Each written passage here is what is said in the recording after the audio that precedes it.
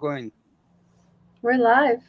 Oh, we are live. Yeah, Look out. we are live, and I'm very blue right now for some reason. I didn't bring my extra light that helps adjust the color, so I look very strange. I feel like I look very strange Well, I right look yellow. now. I look yellow. So, You look yellow. I have a nice tan right now, and right now I don't look like I have a tan. And my eyes are like really, they're like black. So it's so weird. I feel weird. I'm wearing my Stranger Things shirt under this, half professional, half Stranger Things. But we're back anyway, from a little bit of a break, a little vacation. I went on vacation. Carlos, what have you been up to since we were last on? I have not been on vacation, but I've been extremely busy, but uh, very focused on the work that is in front of us. I'm been doing some special things in Florida where we open up some food pantries, a food pantry actually, and I'll be going back and forth, you know, as we nourish the baby. It's a baby right now. It's just a brand new program, so we have to nourish it and we have to fine tune all the little details. But it's going extremely well. People over at Broward County, that's where we at. When we're working with our organization called Brower House, and they offer all kinds of services to the community. So we're very excited to be there. And we're already looking at a second location, which is over a little Haiti, and that's over in Miami, a very poor community area. But the reality is that no matter where you go throughout the United States, food insecurity is affecting so many people. Millions of people are being affected by food insecurity. And when we talk about food insecurity, Margaret, we're talking about all range of and all levels of the spectrum. We're talking, bless you. We're talking about Thank the you. cost of food. We're talking about access to food. We're talking about so many different things that pertains to food insecurity. But we'll talk about that some other time. But that's where I've been up to. I've been a little bit busy. Yeah, yeah, definitely. I have not been working on food insecurity, mostly climate change stuff, so a little Right. bit different. But that's great. I'm glad that you're keeping busy with all of that. It's very cool. Well, there's the Congress has been keeping itself busy as well, and I think we can talk a little bit about that today. Anything else that we should touch on? Yes. Well, first of all, before we go any further, we'd like to welcome our audience. We'd like to welcome everybody wherever you may be watching us from. I am in Los Angeles and in Hollywood, actually.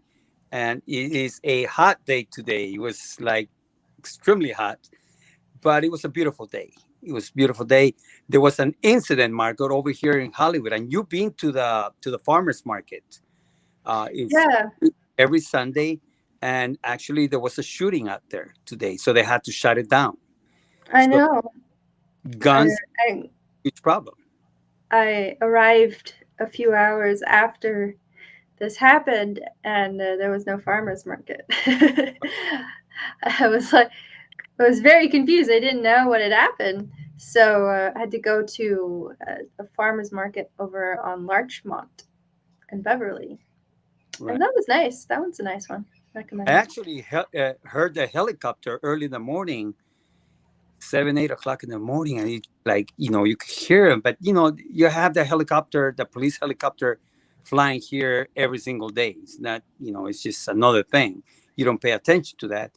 But later on, when I actually was watching the news, I actually saw that 2 blocks away from my house there was a shooting, and they had to shut down the farmers market.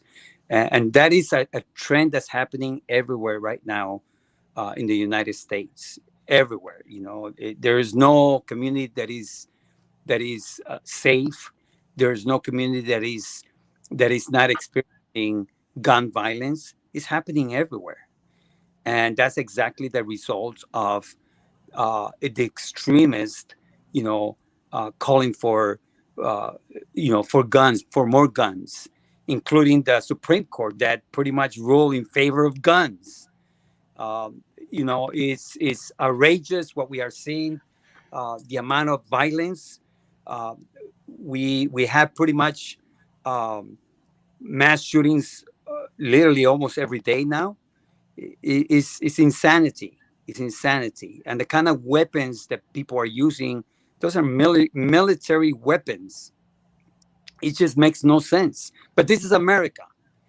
This is America where you people fight for the rights to have a gun, but they take away the rights of women to make a choice with their own bodies.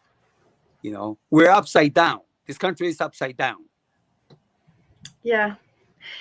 Well, I can't disagree with you there. Definitely very backwards in terms of what we define as liberty and freedom in this country. I think it's a very disturbing trend of I'm free to kill you, but you're not free to decide what to do with your own body. So, Right. hey, that's good. But I'm feeling a lot safer now. Yeah. Well, Carlos, uh, should we talk about Manchin? Should we talk about Yes, his? definitely. So the big news right now is that Democrats finally may have some kind of bill uh, that will be pushed, and it looks like right now Manchin, perhaps even Cinema, may be on board with this bill. But I was gonna say it's a little bit too late, but it's not. Climate change is never late. But this is all, in my opinion, in what we are seeing. These are very calculated moves by Senator Manchin. He has been against all these things, but now what's happening? There are polls that are saying that actually Democrats may end up retaining the House and may actually even win a couple more seats in the Senate. If that is the case, that is a big reason why such a move might mention. If Democrats retain the Senate and the House, Manchin pretty much becomes irrelevant. Right now, he's been the keyboard for everything. He's got a tremendous amount of power. But if Democrats win a couple more seats, he's irrelevant. He's nothing. Because then you will have a stronger, you know, Senate that is not beholden and given to Manchin, pretty much ways that whatever he thinks, whatever he feels that should be, uh, the next steps for the country. Pretty much has been controlling the country. He, in some cases, I would say that he probably has even more power than the president. You know, in a way that he has been able to control the agenda, and pretty much is his agenda that he has pushed, and that's Manchin. And we will always say this: the biggest problem the Democratic Party has is the fact that they are controlled by centrists. And as long as you have centrists controlling the Democratic Party, they are not going to go too far. They're not going to be able to uh, to have significant changes when it comes to student debt, when it comes to the environment, when it comes to guns, when it comes to money in politics. When it comes to taxing the rich, healthcare, food insecurity, all those things, housing. You're not Democrats are not going to be able to do much as long as they're being controlled by centrists like Manchin. And believe me, there are more Manchins out there. He's not the only one. There's other Democrats that play politics in a very hardcore way that resembles more like a Republican.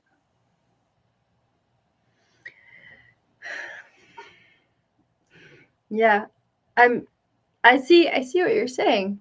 You're thinking Mansion is playing uh, a pretty good game of strategy here, a little bit of chess in terms of the kind of legislation he would like to see. Right. Because if I mean, there's two things going on here, right? One, if the Democrats lose, he doesn't have any power to make these decisions because the Republicans will be in majority. But if the Democrats win and they expand their seats, he also loses because he can't have that same kind of control over the legislation the way that he and Sinema have right now. Correct. So yeah, I mean that's a really interesting take on that. I hadn't really considered it, but it's plausible. I mean, I mean, anything. guys, The man doesn't care about the issues. He has his own personal agenda that he pushes. The country is second. His agenda is first. He has always said it. Oh, I'm representing my district. The people of in his state. That's what he claims he's doing these decisions for. But the fact is that you have a national mandate to bring changes. That's why Biden got elected. They needed to make some changes, and he's pretty much holding all those changes from taking place. Bernie worked very hard. He pushed for different measures to be able to be implemented to help the people and everything. He killed everything. He literally killed you know everything. And pretty much what is being introduced now is a Manchin bill. You cannot call it a Biden bill. It's a Manchin bill. It's whatever he wants. right. Yeah, there's some very interesting things in this bill that I can definitely see were put in there because of Manchin specifically, and his ties to the fossil fuel industry are pretty apparent in terms of some of the climate legislation in there. There's also, I mean, so this bill is basically the Build Back Better bill, but crunched down even more than it was before. And so there's a certain amount of climate legislation that's in there, but there's also sort of like a social welfare legislation and sort of corporate accountability sort of thing in that legislation as well. And so the a couple of things I'd love to just share with our viewers in case they're not aware of exactly what's in this bill. So this bill is $739 billion. Uh, when Build Back Better was first introduced, it was a $4 trillion bill. This Repeat is that again. less That's four important. four $4 trillion. So this bill, this Inflation Reduction Act, is not even 25% of the original bill in terms of spending. That's kind of crazy. So this is like to put into perspective, okay?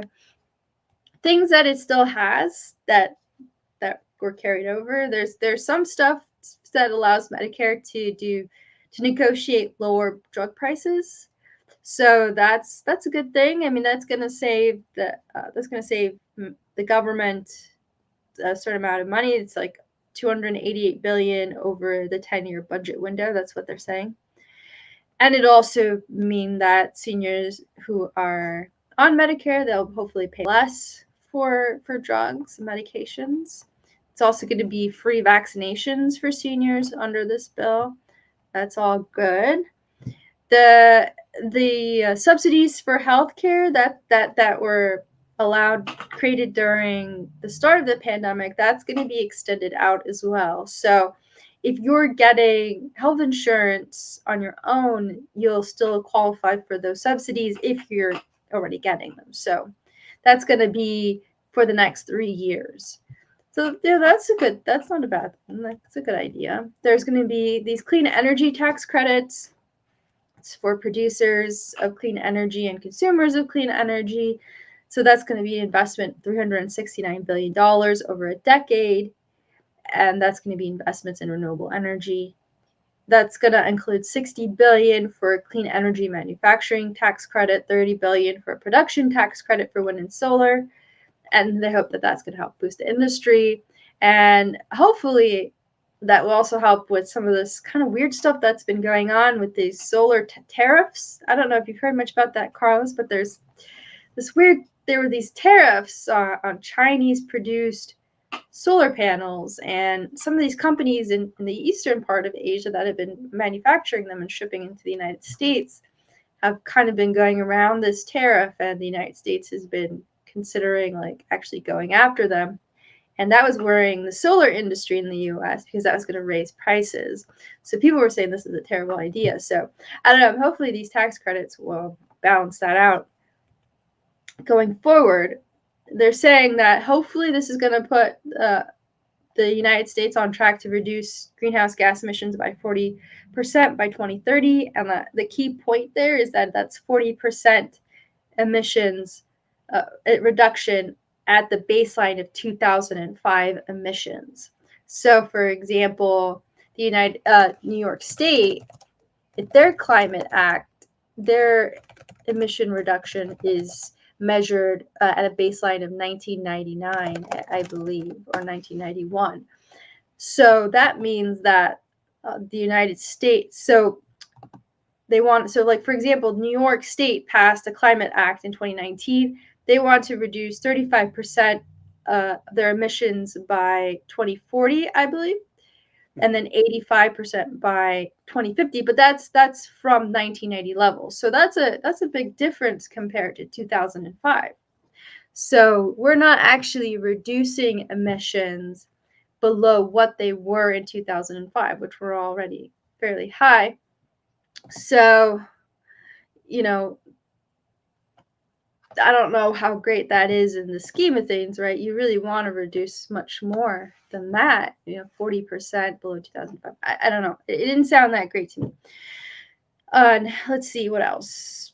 But Margaret, the problem that I Yeah. see is they moving a snail pace. They're moving so slow on this thing, Yeah. and the world's collapsing. That the world is hurting right now. We're seeing the extreme temperatures over in Europe, here in the United States, everywhere. And what is it going to take for these people to act more rapidly? You know, it's good. I mean, they play with these numbers, but we need some aggressive action. Yeah, that's the thing, of course. We are absolutely seeing, I mean, you're completely right. We're literally seeing incredible heat waves all around the world. It's not just like we're having a heat wave in the UK. It's the UK, it's the European continent, it's in India, it's in the Middle East, it's in North America, it's in South America, it's in Africa. It's everywhere, and fires everywhere now. This is just the beginning. We're only what, maybe now 1.2 degrees Celsius warming above industrial levels. We haven't hit 1.5 degrees warming, and we're anticipated to hit that, I think, It's before the big, end of the right? decade. So, I mean, you can only imagine what that means to have that much warming, given what we're already seeing now, and the effects that has on our food supply and the supply chains, and our energy supply, energy resources, our food resources. All of that is going to be affected by increased warming, crop failures due to flooding or droughts. That all that's not imaginary. That's not hypothetical. I mean, we're already seeing things like that happen. So we can expect that more of that's going to happen unless we see massive reductions in our CO2 emissions. And we're really not seeing that. And not just CO2 emissions, but also methane emissions as well. There is something good in there about methane emissions, but there is something good in this bill in terms of the minimum corporate tax. And that was something that I remember they were discussing, oh, I guess last year, which was this 15% minimum tax on corporations that earn more than 1 billion in annual profits. I mean, that's great, right? I think we should be taxing these corporations, and we should make them more responsible and make them to pay their taxes, because so many of them get around paying taxes, and all that money is lost. That money can't be invested in infrastructure or in any like social welfare things, or anything like that. Education, healthcare, like not, there's no money to put in there. So I think that's a good thing. There's something about paying down the deficit. Of course, it's a massive deficit, so I don't think that any of this new investment is going to make a massive deficit reduction. Yeah. But that's in there so that Manchin can sell it to his constituents, I guess. They're fiscally conservative types out there. And then there's things that are missing from there, which was the child credit tax. That is not included. So that is really dead now. That was instituted, I guess, under the CARES Act early on, and so people were getting, families that had a certain number of kids were getting $300 monthly in child tax credit, which they could use to reduce child poverty and hunger. But that is only a temporary thing, so I guess those families are back to being hungry again. And then there was also something for free pre-K, pre-kindergarten, and free community college. There was a national first paid family leave program that would have also provided up to $4,000 a month for births, deaths, and other pivotal needs. So that's all out. Okay, so that's like sort of more like the on the social side, the more sort of progressive, general things that we think of about the economy and helping people and the working class. But then on the climate side, really, the climate side is kind of has me really conflicted, Carlos, because like I said, there's some good things in there, and there's the potential, they say, to meet this emissions reduction, but there's stuff that's being tied to fossil fuels, like these onshore and offshore leases for wind development, so wind energy is being tied to fossil fuel leases offshore and onshore on federal land. So if you want to lease to approve a lease for offshore wind development, you can only do that if within the last year you had approved a lease for offshore oil, whatever, fossil fuel, whatever, like offshore drilling, and it has to be over like millions of acres. I mean, it's really crazy. So basically, what that is doing is saying, like, yeah, we can have more renewable energy. We'll let you have more renewable energy, but you can't do it to replace fossil fuels. And the whole point is that we need to replace fossil fuels. So if we're going to bring on more renewable energy, and that means that we have to have like a one for one almost of also bringing on fossil fuels and allowing for fossil fuel development, then that basically ensures and extends the lifetime of the fossil fuel industry. So this is kind of crazy, right? I don't, to me, this doesn't make any sense. I wish that, I mean, in some ways, you almost just want to cut that out of the legislation because it's not clear to me, but it seems like, I don't know, it sounds like what they're saying is if you didn't have any fossil fuel lease in the last year and you can't find anybody who wants to, get a fossil fuel lease to, I don't know, to drill offshore somewhere, then you can't build that wind power offshore. And that offshore wind power is really important for a number of regions in the United States. And that wind power is complementary to your solar power. So, your solar is going to peak during the daytime, and the solar curve kind of looks like this, but then the wind is complementary. So, the wind will be like at night and early morning, and so you can bring in that power from wind to complement when the solar power is starting to decrease.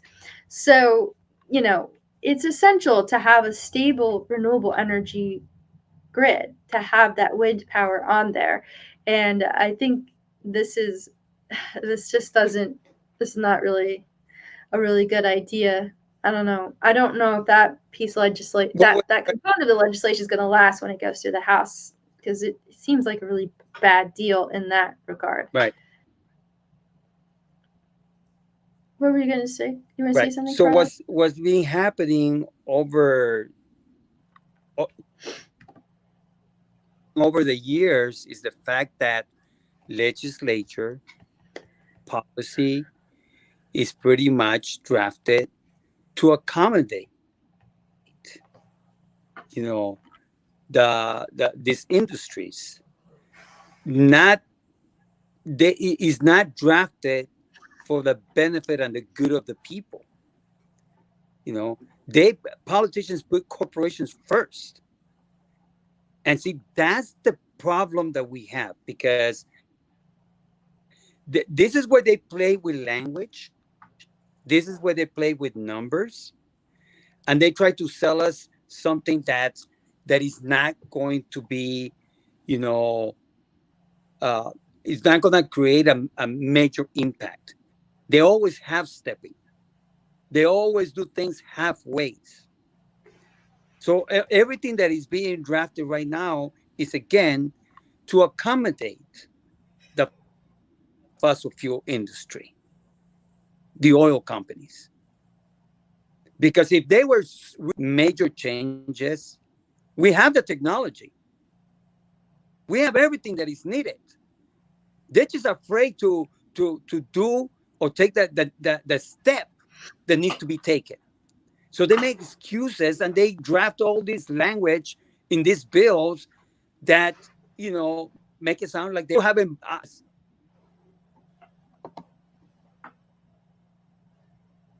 Oh, wait, Carlos, I can't hear you.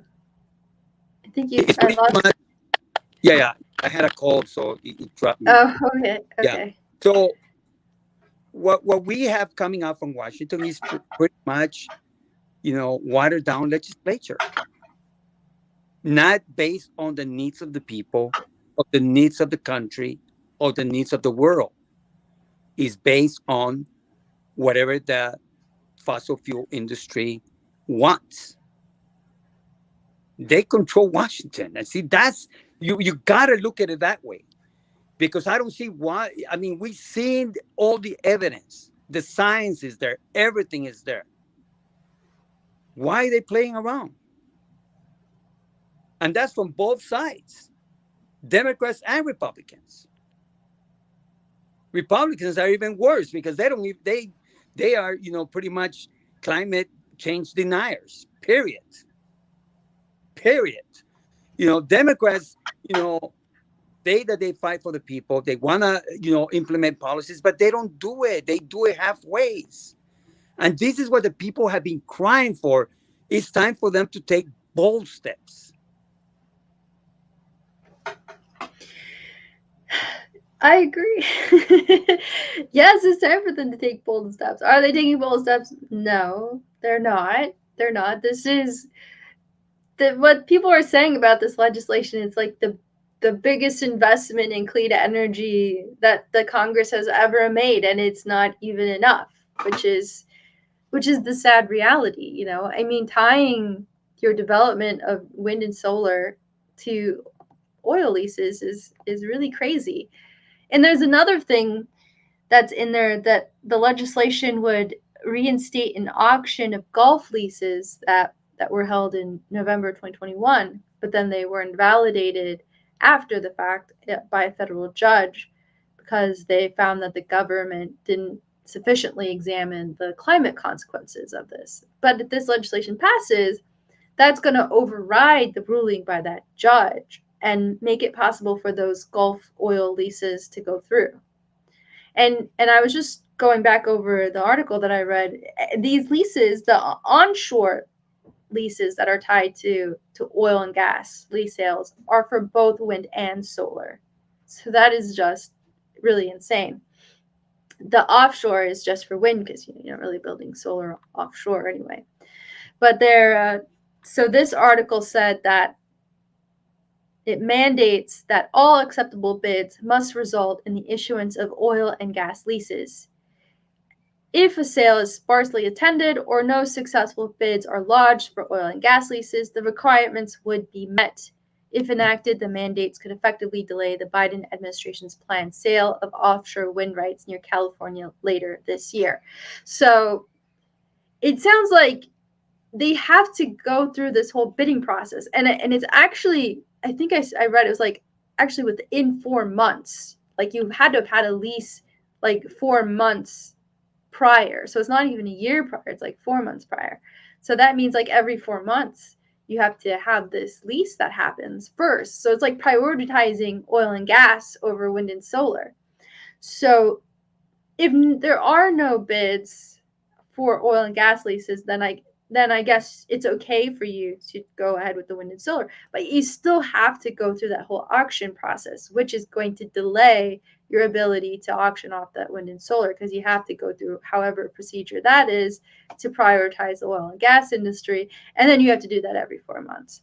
So that's just delaying instead of accelerating the adoption of renewable energy in the United States.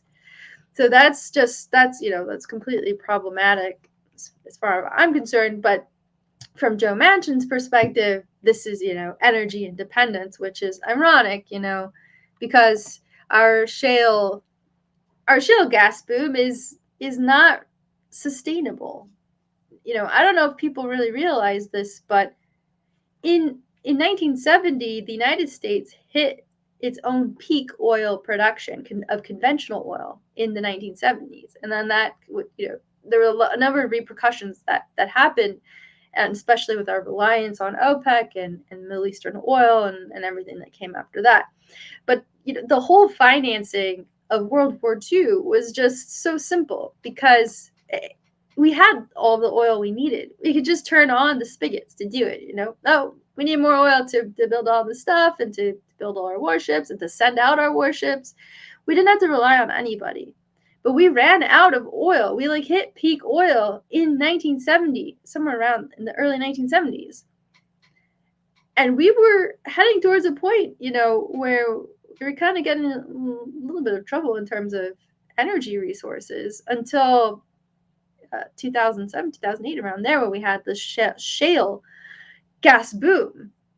And that was because of the fracking technology that matured and allowed us to go in and find the harder to reach oil and gas.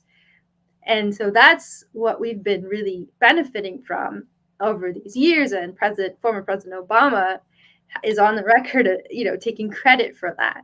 Be very proud of that. He said that was me, but that is not sustainable. It's really not. That is like the hard to reach stuff. We've already gone through the easy to reach stuff. So this is not a recipe for success in terms of energy independence. Our energy dependence is much more complicated than that. And part of it involves being in control of our own manufacturing again. Even with our renewable energy stuff, like most of that, we rely on China, we rely on East Asian imports.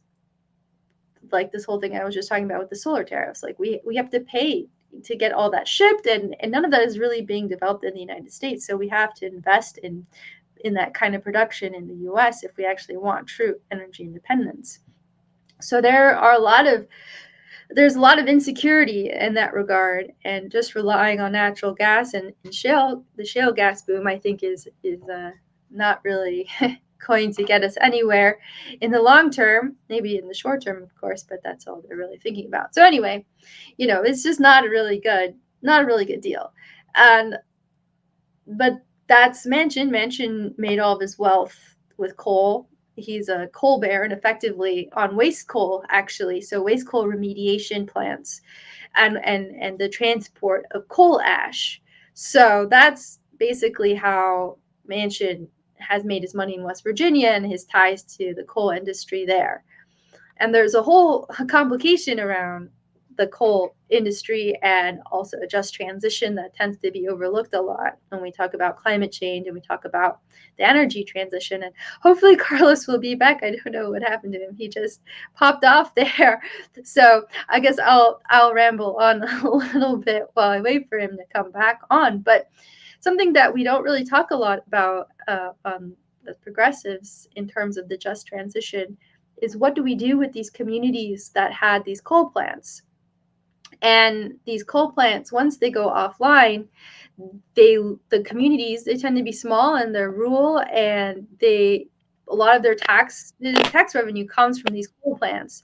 So if we don't have legislation that provides a way out for them to transition to a new type of economy in their town, you're basically ensuring the failure of their town and poverty for those towns. So trying to reach the rural communities that rely on fossil fuels as the major source of income and getting them to appreciate the gravity and the importance of climate change and how that affects their lives requires us to also be sensitive to the fact that when those power plants shut down, they're going to lose a lot of jobs and they're going to lose a lot of revenue that was helping to fund things like repairing their schools, their local schools. So that's something that is missing from much of the discussion around energy transition. And of course, none of that is included in this bill. So there's no real just transition component to this piece of legislation. So, Carlos, you're back. I was filling up some space Yeah, while you popped off. I've been having some technical problems here, but yeah, no, I'm listening to you. I have my computer here as well. I've been sharing the broadcast that we're doing today. I know that there's some people having some questions and stuff, but look, it's a tough situation right now. We pretty much waiting and see what's going to happen with Washington and Biden administration and this new bill that has developed. It was it was not expected. It came about, uh, you know, uh, by surprise to a lot of people. But anything that is done is welcome. But and I'm going to rephrase this: anything that is done is welcome, but it's not enough at all. More has to be done. We got to get serious with this. And my fear is that as we pay attention to what scientists continue to say and the different reports that are coming out, is that we have passed already the line that we should have never passed. There's some permanent damage that has been done to this world, to the earth, because of inaction by governments around the world.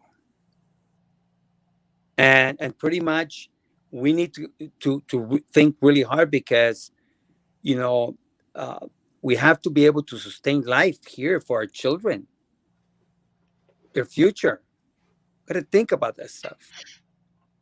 When we're looking at the oceans, what climate change is doing, and how now there's more water because of the melting of the polar the different ice territories really that's now melted is it puts millions of people at risk in danger. So so there's a lot that needs to be done. I like to commend the young people because they are organizing and they are not standing still. They're not sitting down. They've been pushing for change. They've been like organizing, mobilizing their people. They've been showing up at the doors, of different elected officials. They have to do that. We have no choice. Some people say, "Oh, you got to stop harassing, these politicians." No, they need to be put in check. There's an urgency right now, Margaret, for action to take place. I love the fact that you're studying climate change. You're taking the next step to get your doctor on climate change and water and all that. And I think that those are the things that are necessary because our governments are going to fail us. So we got to start finding ways that we can protect ourselves. Because by the time that the government decides to take action, may be too late. So I like the fact that there are universities, there are very focused organizations that are coming out well with alternatives. They're coming out with other solutions that the government, you know, has failed to do. So, but we need to triple down on that. We need to do a lot more. We need more, more, more, more. That's what we need, you know. And but again, I like to commend the young people that are aggressively fighting climate change. So we recognize their work. It's important, and for people that have been in the movement for a long time, they need to support the young people. We need to support them. We need to speak with them, meet with them, sit down with them, and offer our full support. Resources. They need resources so that they can mobilize their people. You know, sometimes you know, the older organizers, they may know how to get stuff done, you know, in an easier way because they've been around. They have the connections, they have the know-how. We got to be able to teach our young people, our young organizers, and support them that way. Anything that they need, we should be able to be right there, Margaret. And that's a big thing for me when I say that because, you know, uh, coming up as organizers, you know, the struggle that it takes to organize because the lack of resources, you know, the powers that be that are so immense, so great. So we got to be able to have full support behind these young people so that they can do their work. So whoever you may be out there and you're listening, you know, support the young people. They're fighting for climate change. We gave them a pretty messed up world. That's what we gave them. We owe it to them.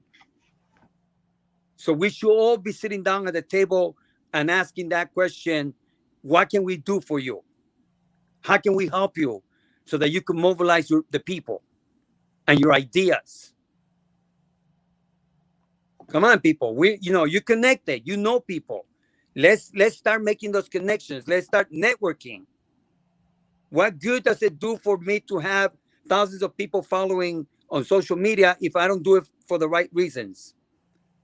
Let's utilize the tools that we have to be able to support our young people and to be able to fight climate change. That's all I have to say about that. It's important. You know, I'm very passionate about that because every way that I go, I see young people stepping up. And when I tell them, please let me know what I can do for you. Let me know if you need whatever you need. Let me know. Their eyes pop out because nobody's saying those things to them. We need to tell young people, give them the confidence and give them the support. Let them know that they're doing a good job. Encourage them. And listen to them. More importantly, listen to young people. Listen to what they're telling you when they say, like, these are the things that we need to do to reduce our emissions. Just listen to them and do them.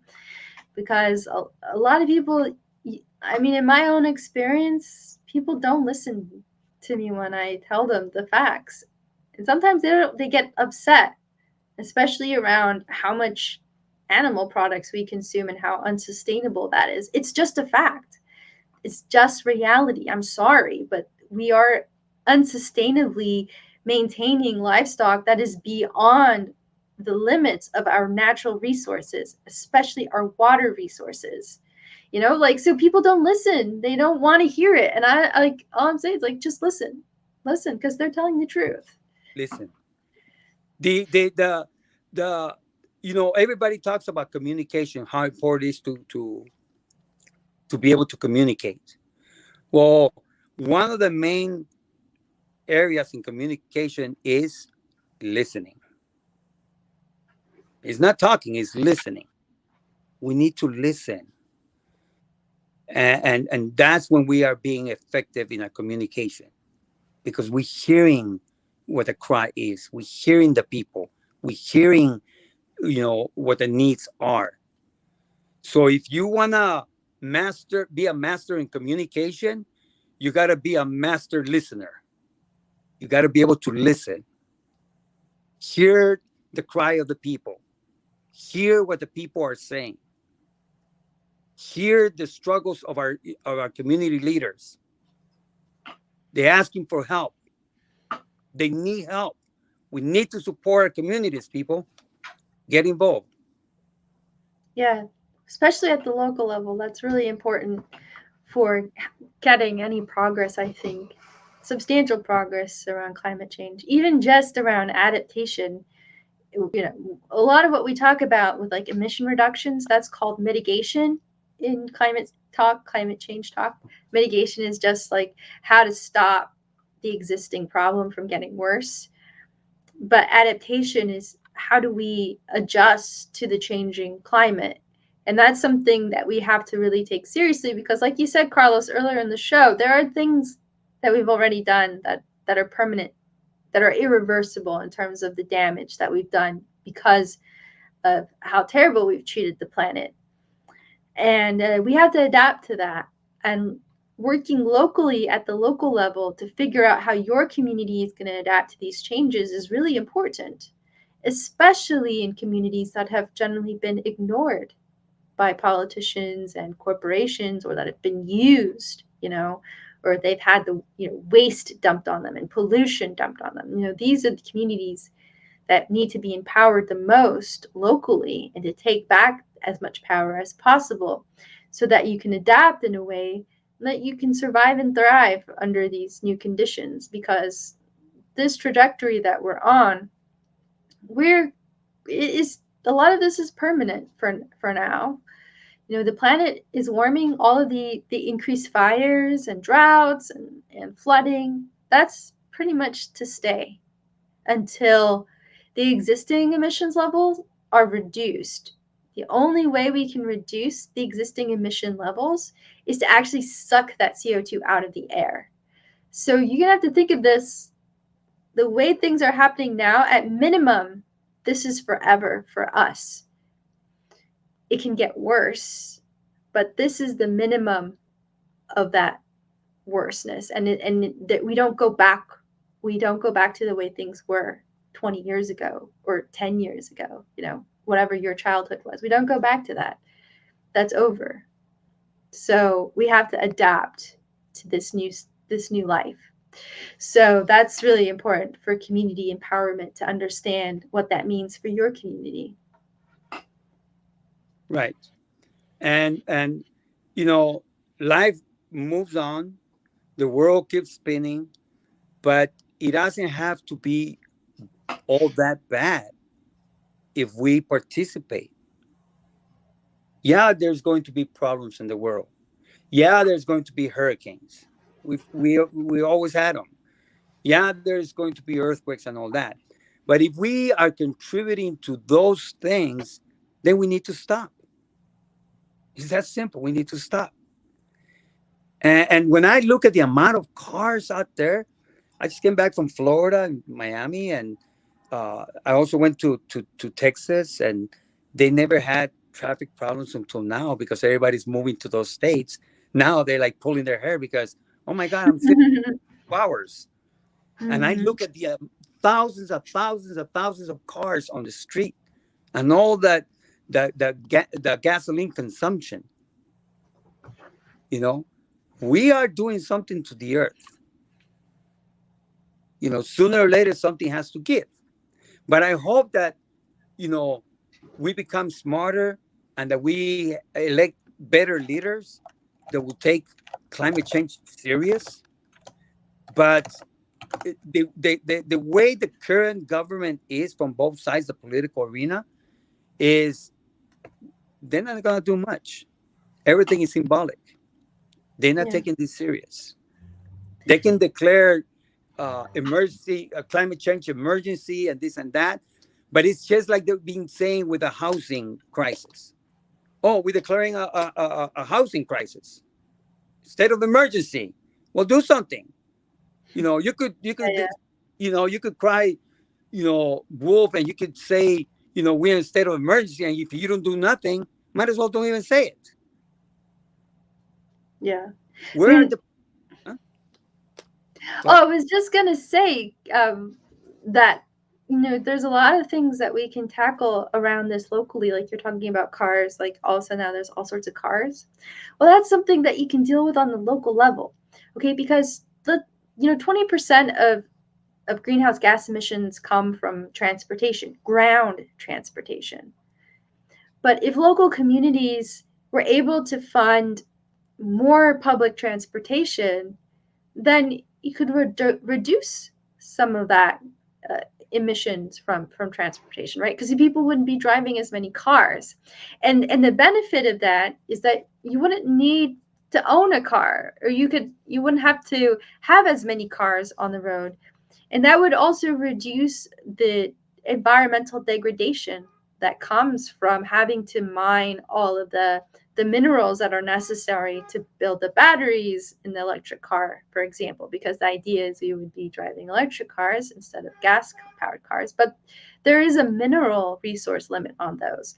So it's much better for us to invest in community based transportation, bus, trains, things like that, ride sharing, whatever, and that can be done on the local level. You can change people's minds. You have a much smaller group of people that you have to work with in order to get that type of action to happen. And that can be city to city, town to town where you start doing that.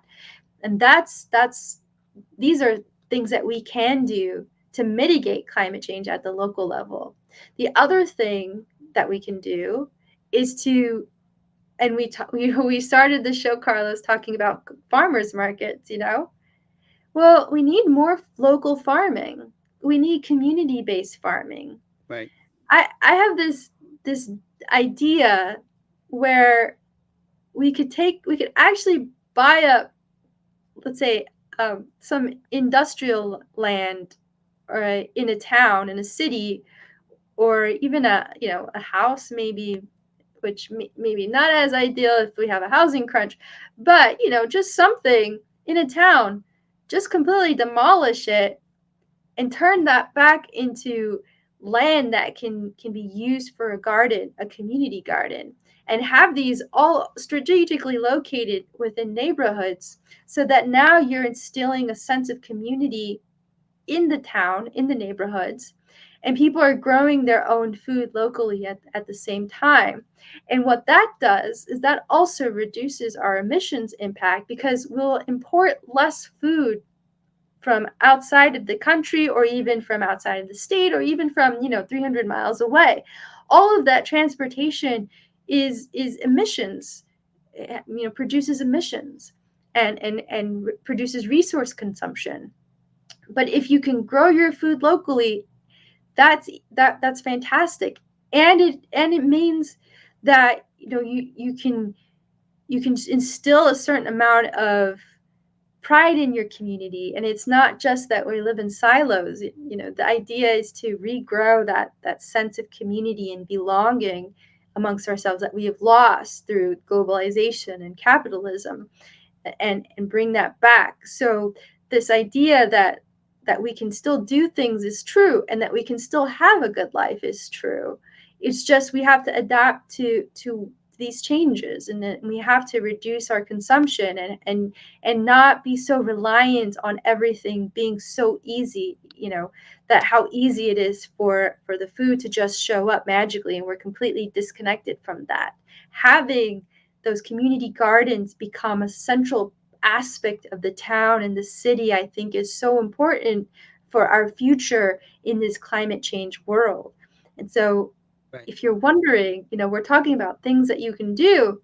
These are things that you can do at the community level. You can make these happen in your home, in your own town. You can do this. You can pass that kind of legislation, and get so you have to get involved locally. That's the key. So climate change is a big global issue. It seems like you have no control, because it's very hard for us to get the federal government to do anything, right? We see this new Inflation Reduction Act is really a very modest attempt at tackling climate change. So it's easy to feel like I can't do anything. There's nothing I can do.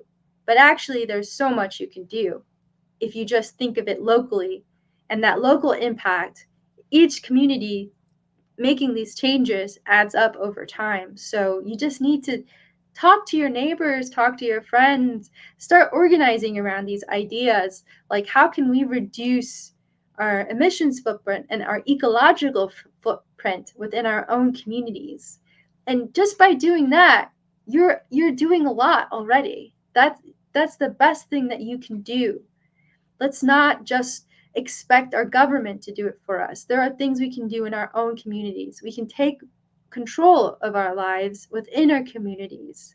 What despite what Manchin and Cinema decide, we Right. can do that. We are a federal government made up of states in a union, and then we have cities and towns. There's different levels of government. There's different level of electoral politics and decision making. You have control at the very bottom. You can have control at the very bottom, but it Right. requires finding a way to become active in your community and work and have a climate plan within your community. Right. Last week, I had a meeting with State Senator Sidney Campbell, and we're actually talking about this. We're talking about community gardens, urban farming, if you Mm-hmm. will, vertical farming, and Mm-hmm. she's very interested in it. And we're gonna continue these kind of conversations. But that's the kind of stuff that we can do at the local level. Mm-hmm. Call your representative, because I'm gonna tell you where the pushback is going to be. Once we start developing all this urban farming and they thriving, guess who's going to start pushing back? And they're going to start setting up all kinds of restrictions. Why? Because, the food industry that likes to charge a lot of money for the food and make tons of profit. Then you have the trucking industry that, again, they drive the products from here, there, transportation and everything. These are powerhouses that are pretty much embedded in our government. They have so many people out there influencing our elected officials. So this is why it's important for us, people, citizens, to have conversations with our elected officials and let them know what we want to see. Because if we are not speaking to them, and if we're not sitting down at the table, the lobbyists that represent these industries, they are there talking to them. So I say that so that we can understand the bigger picture. Yes, we want urban farming. Yes, there are very strategic areas that we need to hit, especially communities of color that that are heavily affected by food insecurity. They desperately need healthy food. We need to grow healthy food in their communities.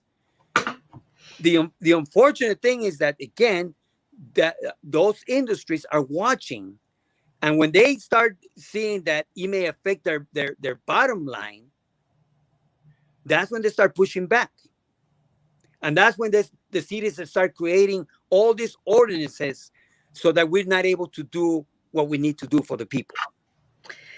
Yeah, So that's we why it got to has. wear those things, and we got to fight back and plan and organize and mobilize the people, and make sure that your representative understands and knows how important this is, to our communities. Right, and that's why we also it's a two-part thing, right? It's not just we're going to do this, it's also that we have to also become our own local government as well, because you don't want the local governments to side with the corporations. But you can do this because, most of these cities, I mean, it's okay, LA City is one exception, but most cities, smaller cities, they're not paying that much attention. Corporations are not really paying that much attention. You can run for those positions and you can win, and you don't need a lot of money. to do it. So you have to think strategically that this is a two-part thing. Like, you have to take over your government, your local government to begin with, which is much easier than running for state assembly or state senate, let alone the House of Representatives or House, the Senate in the Capitol in DC, or president. Like, oh, that's very expensive. But if you're running for local office in your city, these are very doable things. And if people who understand this mission, right, that this is what we have to do, we need to localize our economy so that it's affordable, so that we're more resilient and we have better food available and it's affordable, right? We also have to be the city council members as well. And so you have to do both, Right. because you can't just let these other people be the people making the rules. You Right. also have to be the ones making the rules. So that's a two-part thing. Have to be both the people that are benefiting and creating the urban gardens and whatever, but you also have to be the city council member and the Right. mayor We and have to be able to whatever commissioners. right. We have to be able to protect the ideas that we present, and we have to deliver the full package. We present ideas, we mobilize the community, we create these things, but we also have to put safeguards around it, because we know that that's going to make a lot of people very uncomfortable because their bottom line is being affected. Yeah, Now, and it- Carlos, one more thing before we move from this topic, because I want to give a little more ideas. So is this something that was successful, well, in DSA, which is Democratic Socialist America, in Atlanta? We ran a slate of delegates in the elections for these at-large delegates, during the presidential campaign with Bernie Sanders. So we were trying to get DSA members elected so that we could be the delegates at the municipal and state level who would then ensure votes for Bernie Sanders. And what we did was we had a slate. So we had like 5 or 6 people running, and we said to people, okay, we would like you to vote for all of these people. So that's something that you can do when you're running for office. Don't just run for office as one person. Be a community of people running for office, a group of people running for office who are like-minded in your community. And when you're door knocking, don't just door knock for yourself. Don't door knock for that slate. And you go and you tell them, you're like, look, I'm running for mayor, and Carlos is running for city council member, and Alejandra is also running for city council member, and Tom is running for this other position in office in our local government. Vote for all of us when you show up, right? Because then, there's always more power in numbers, and you right. you want to get as many like-minded people elected to all these offices. So these are strategies that you can use to have a more successful campaign in that sense. And then when you have all those people, in the city council or whatever, then you have to start reaching out into the communities and getting them more active through these public assemblies that I've mentioned in the past, because then that's how you're going to democratize that power out towards Right. everybody in the community, and to get them involved, so that way it's not as easy for somebody else with a different perspective to take over and completely change and destroy all of the efforts that you've made. Right. So these are the strategies that you need in order to win back your community and make those changes that will protect your community and help your community flourish under this future that we're already starting to experience under climate change. Okay, Right. Carlos, Well, go. the interesting thing about this is because here in Los Angeles we have what they called the community boards, or what is I'm trying to think the name of, there's a name for this, but you have pretty much community that organizes in behalf of City Hall. Uh, so we have to be able to get in there as well, because Mm-hmm. the only ones that are running for office for those particular offices in the community places are developers, are lawyers, because they want to control that. Mm-hmm. So we want to make sure that you are also being part of the neighborhood councils. Neighborhood councils are very important. They play an important role within a district.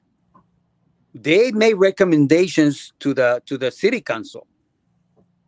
When I served as a member of the board of one of the neighborhood councils here, I could not believe the amount of developments that came through us, and the rest of the board will just rubber stamp everything, no challenging. But then, when I start finding out who some of these people were, what some of the stuff, who they were actually representing, and who they were being influenced by developers, Yeah. and they Yeah. pretty much rubber stamp everything.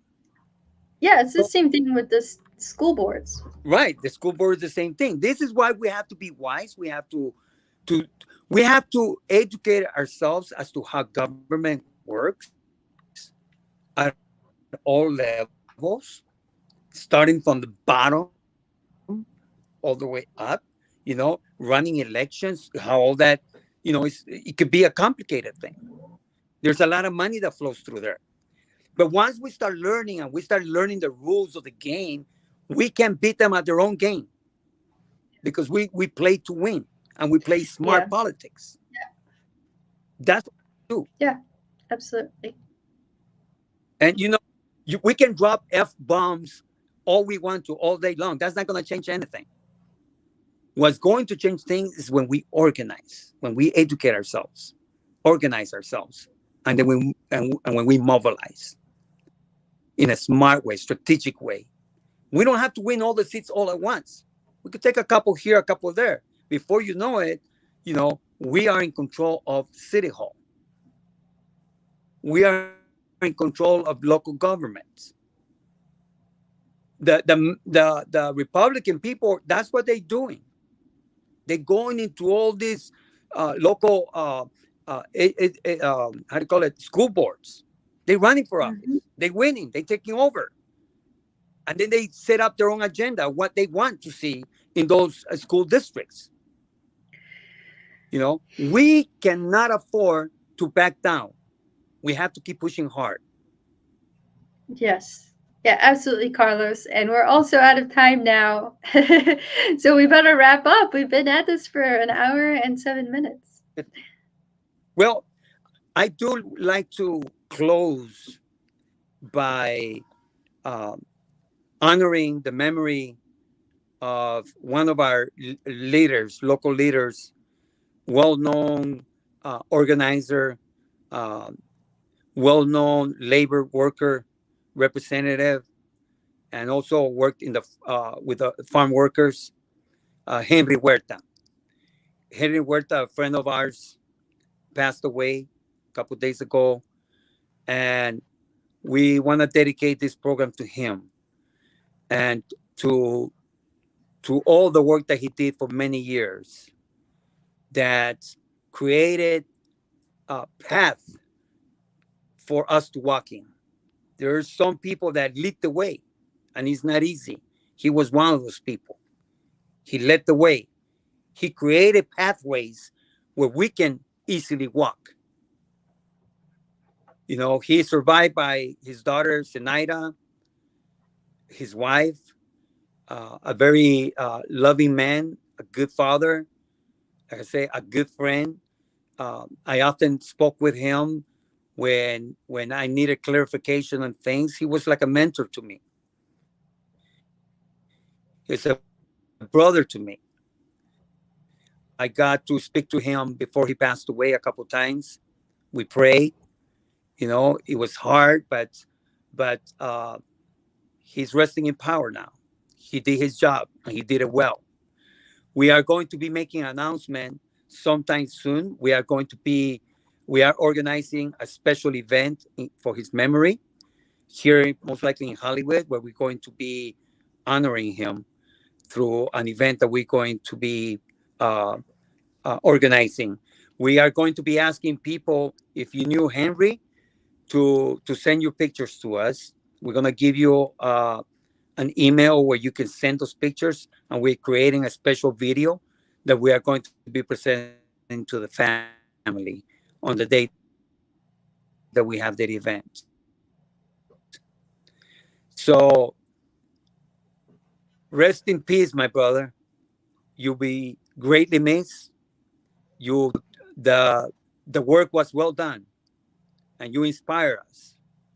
Thank you, brother, and thank you to the family for giving uh, giving their time to us as well. Thank you. Yeah, thank you. All right, Carlos. We gotta go. Yes. Any last inspiring words for us before we go? Any final thoughts? Yes, I invited our friend Jackie Hernandez. Oh, the important thing here moving forward is we got to stay together. We have to be attentive to the cry of the people. We got to listen. Less talk, more listening. Work in silence and let your work be loud. All right. Thank you, Carlos, and thank you to all our viewers for sticking with us today and joining us on this hour of Stand Up Fight Back, where we discuss strategy and analysis for the progressive movement. I'm Margot Paez, one of your co hosts, and that's Carlos Marroquin over here, your other co host on the show. I think we forgot to do the intro at the beginning. It's been a few weeks. We are a little bit out of it, went on a really nice vacation, just getting back into the swing of things, so apologize for that. But just as a reminder, please share us with your friends, hit the like button, the subscribe button, and don't forget to tune in. We're here usually every Sunday, as I said, 7 p.m. Pacific Time, 10 p.m. Eastern Time, and we'll see you again next week. Take care, everyone. Goodbye. Have a very, very safe and happy week.